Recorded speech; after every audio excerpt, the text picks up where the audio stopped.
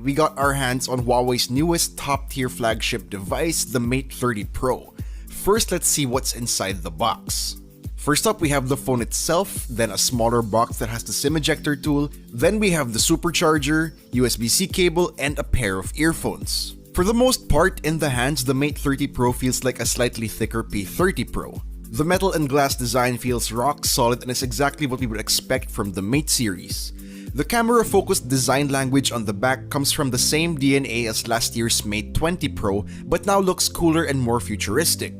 This one we have here is in the space silver color that doesn't have an exact look. It absorbs the ambient color of the environment it's in, so what you're seeing here may not be what you'll see in person, which I think is really cool.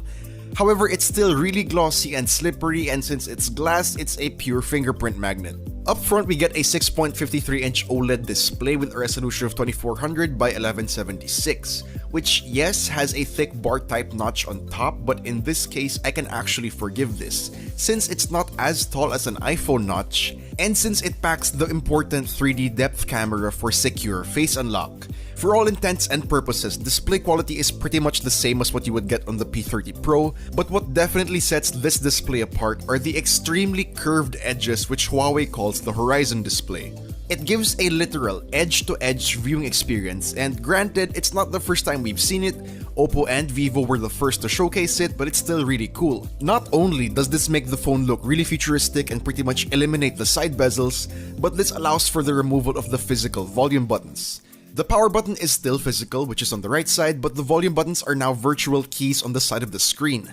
The haptic feedback feels great, you can configure them to appear on either side, and sliding up and down to adjust volume feels great. Other nice features of the display are the acoustic screen for taking calls, and it makes for half a front-facing audio experience, and an in-display fingerprint scanner. Up top, we have the secondary microphone and an IR blaster, while down at the bottom are the hybrid SIM tray that supports either 2 nano SIM cards or replace one with the proprietary nano memory card. Also the USB-C port, main microphone, and loudspeaker. If you want a headphone jack, you'll have to go for the standard Mate 30.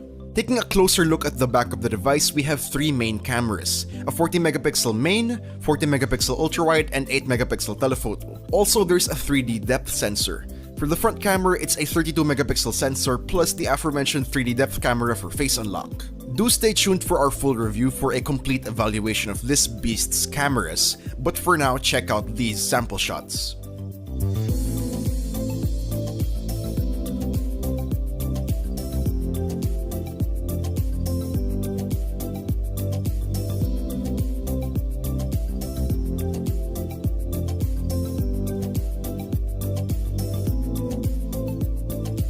Rounding out the specs, we get the latest 7nm Kirin 990 chipset that has the new GPU turbo. We got 8GB of RAM and 256GB of internal storage. And for battery, a 4500mAh cell with support for 40W supercharge, 27W wireless supercharge, and reverse wireless charging. And note, the phone we have for this video is the Chinese 4G version, not the 5G version.